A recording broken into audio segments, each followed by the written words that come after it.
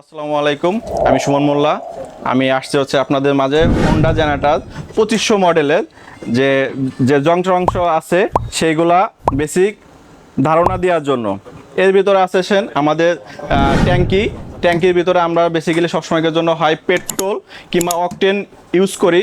অকটেনটা হচ্ছে আমাদের বাংলাদেশের জন্য অকটেনটা খুবই ভালো, কিন্তু পেট্রোলটা আমরা ইউজ করি না কারণেই পেট্রোলের ভিতরে অনেক মিক্সচার থাকে, যার কারণে ইঞ্জিনে অনেক সমস্যা দেখায়। আপনারা এখন দেখবেন হচ্ছে আমাদের জেনারেটরের যে সামনে যে ডিসপ্লে বোর্ডটা আছে, এই ডিসপ্লে বোর্ডের ভিতরে অনেক জিনিস আছে, সেগুলো আমাদের বোঝানোর জন্য আসবো। তা প্রথমে দেখতে গেলে পরে হচ্ছে আমাদের এই জেনারেটরের যে চাবি সুইচ, এটা হচ্ছে ম্যানুয়াল চাবি সুইচ। আমরা যেহেতু হচ্ছে এটা সেলফ ছাড়া, সেহেতু এটা হচ্ছে আমাদের ম্যানুয়াল চাবি সুইচ। তারপরে আছে আমাদের ডিসপ্লের মাঝে হচ্ছে বোল্ট মিটার। এটা আমরা যে সময় জেনারেটর স্টার্ট করব সেই সময় এখানে বোল্টটা শো করবে যে 220 ভোল্ট এরকম শো করবে। তারপরে পাশে দেখতেছেন হচ্ছে একটা হচ্ছে সার্কিট ব্রেকার। এরপরে দেখতেছেন এসি 220 ভোল্ট একটা সকেট। তারপরে আছে হচ্ছে ডিসি 12 ভোল্টের। এখানে হচ্ছে যদি আমরা কোনো সময় চাই যে ব্যাটারি চার্জ দেওয়ার জন্য কোনো কিছু, যে 12 ভোল্টের কোনো কিছু চার্জ করার জন্য, সেই ক্ষেত্রে এই দুইটা ইউজ হয়। আর এটা হচ্ছে গ্রাউন্ড আর্থিং যাকে বলে। এটা গ্রাউন্ড আর্থিং দিলে পরে জেনারেটরের যে সময় অনেক সময় চালানোর সময় লিকেজ কারেন্ট থাকে, লিকেজ কারেন্টটার জন্য এটা হচ্ছে গ্রাউন্ড আর্থিং দেওয়া লাগে। আর্থিংয়ের জন্য এই নাটটা ইউজ করা হয়। আপনাদের হচ্ছে ডিসপ্লে সাইডটা দেখানো শেষ, আমরা এখন চলে যাবো ইঞ্জিনের আর একটা পার্টে। সেটা হচ্ছে এটা হচ্ছে engine kick liver. Engine kick liver starter বলে, কেউ ইঞ্জিন কিক লিভার বলে। তা আমরা হচ্ছে এটা হচ্ছে যে যেহেতু ম্যানুয়াল জেনারেটর, সেহেতু আমরা হচ্ছে কিক দিয়ে এটা রশি টাইনে স্টার্ট করা লাগে। স্টার্ট করার আগে হচ্ছে যে প্রথম কাজটা সেটা হচ্ছে চাবিটা অন করতে হবে। চাবিটা অন করে আমাদের এখানে যে একটা চোক আছে, চোক লিভার বলে যেটাকে, এটা হচ্ছে অন করে নিতে হবে। অন করে নিয়ে তারপর হচ্ছে জেনারেটর স্টার্ট করতে হবে। স্টার্ট শেষে আবার জায়গাটা অফ করে দিতে হবে। অফ করে দেওয়ার পরে জেনারেটর চালু হয়েছে, চালু হওয়ার পরে তারপরে হচ্ছে স্বাভাবিকভাবেই চলতেছে। আপনাদের মাঝে এখন দেখা হচ্ছে এয়ার ক্লিনার ফিল্টার। এটা হচ্ছে ফিল্টার। এটার কাজ হচ্ছে যে আমাদের ইঞ্জিনের যে কার্বোরেটরের যে সাইডে আছে ময়লার জন্য, এটা মানুষের যেরকমের নিঃশ্বাসের যে এটা করে সেরকমের এটা হচ্ছে একটা এয়ার ক্লিনার ফিল্টার, যাতে ধুলা বালি থেকে কার্বোরেটরের যে ময়লাগুলো যায় এটা থেকে বিরত রাখার জন্য এটা হচ্ছে এয়ার ক্লিনার ফিল্টার। এয়ার ক্লিনারের পার্টটা শেষ, আমরা এরপরে চলে যাব হচ্ছে স্পার্কিং প্লাগে।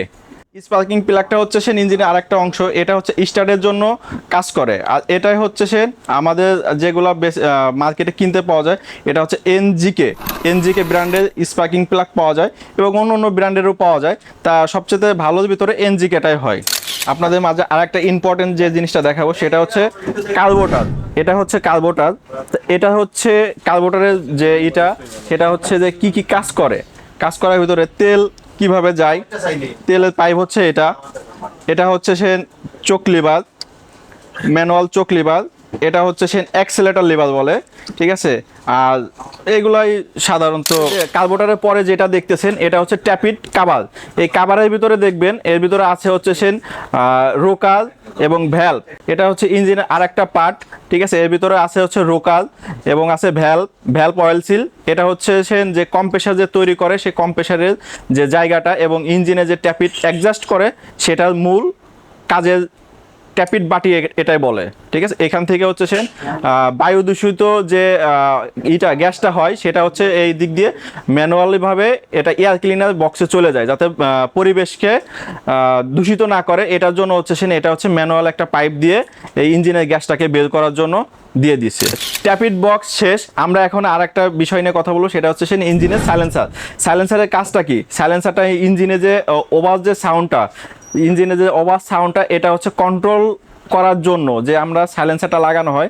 সাইলেন্সার শব্দ কমানোর জন্য যে জিনিসগুলো করা হয়, সাইলেন্সারের ভিতরে কয়েকটা পার্টিশন করা আছে। যে পার্টিশন করা এই কারণেই যে ইঞ্জিনের সাউন্ডটা যে দ্বিগুণ থাকে সেটা থেকে দ্বিগুণের থেকে অর্ধেক করে নিয়ে আসা হয় সাইলেন্সার দিয়ে। সাইলেন্সারের কাজটা হচ্ছে সাইলেন্সারের ভিতরে কয়েকটা ধরনের পার্টিশন দেওয়া আছে, সেই পার্টিশনের মাধ্যম দিয়েই তারপর হচ্ছে সাউন্ডটারে লেস করা হয়। আপনাদের মাঝে সাইলেন্সারের পর্বটা শেষ, আমরা এখন চলে যাব ইলেকট্রিক আর একটা পার্টে। এটার নাম হচ্ছে এভিআর। তা এভিআরটা খোলার জন্য আমরা প্রথমে করার জন্য দেখার জন্য যে আমরা এখান থেকে খুলে নিব।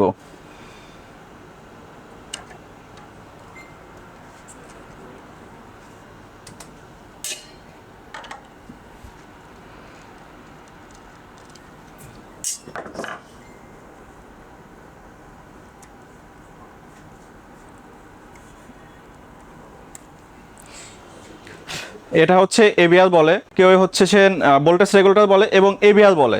এটাকে হচ্ছে সে যে জেনারেটরের কারেন্টের যে মূল যে আরেকটা পার্ট, সেই পার্টের একটা অংশ। এটার সাথে আরেকটা জিনিস আছে, সেটার নাম হচ্ছে কার্বন। সেই কার্বনটা আপনাদের মাঝে দেখাচ্ছি।